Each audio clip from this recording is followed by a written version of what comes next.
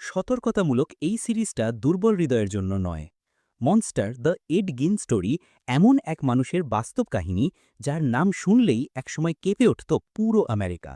সে ছিল না কোনো সিনেমার ভিলেন, সে ছিল বাস্তবের এক দানব, এড গিন। মায়ের মৃত্যুর পর সে হারিয়ে যায় এক অন্ধকার জগতে, যেখানে বাস্তবতা আর পাগলামির সীমা মুছে যায় একসাথে।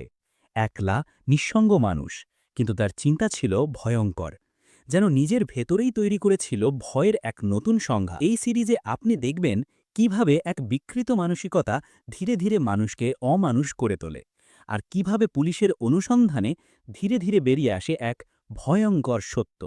প্রতিটা দৃশ্য, প্রতিটা শব্দ তোমাকে মনে করিয়ে দেবে ভয় আসলে বাস্তবের মধ্যেই লুকিয়ে থাকে।